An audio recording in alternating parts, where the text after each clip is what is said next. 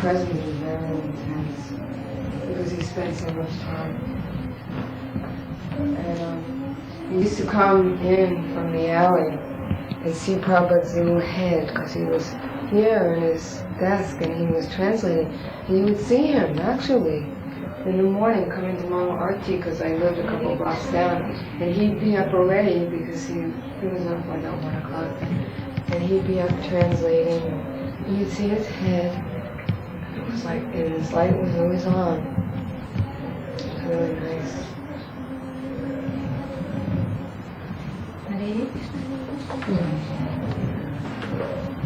She's resting. Yeah, this morning.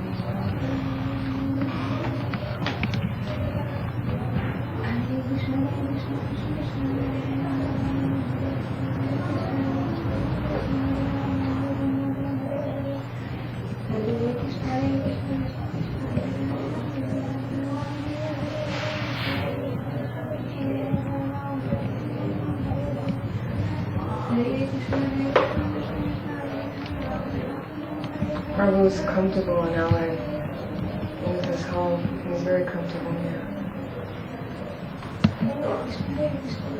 He loved the weather, and he loved going to the garden every day. He'd get his massage. The garden downstairs. Yeah. He'd get his massage and he'd read his letters and he'd talk to temple presidents and GBCs down there. He was very comfortable here.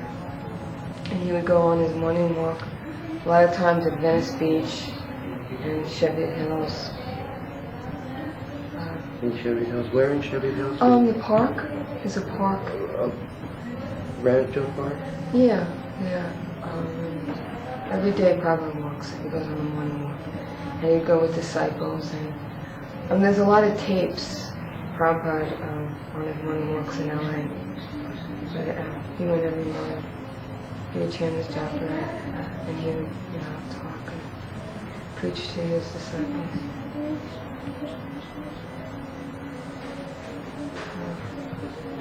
Sometimes we were spoiled, because Prabhupada stayed here so long. And none of the other temples had that much association, maybe 3 days. In LA, sometimes it was a month, sometimes 3 months. That was about the longest of it. And it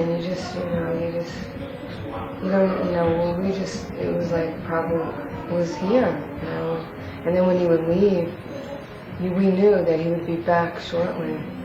But then there was a long time when Prabhupada was building in India that he left LA for a real long time.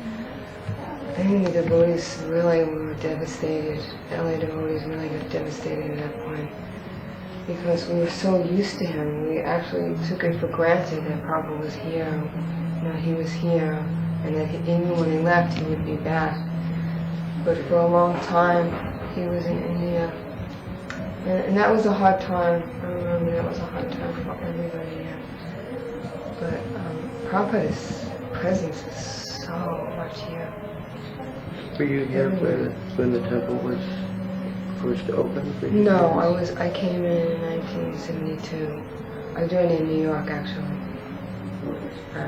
But the first time I met Prabhupada was in 1971 in the San Francisco Rath Yatra. And I was totally attracted then, and I wanted to join the LA Temple, but I wasn't surrendering. It took me a while to surrender. I'm still not surrendered. But I was definitely attracted immediately when I saw Prabhupada. So you lived in New York and you joined in New York? I joined in Boston Temple under Satsrupa.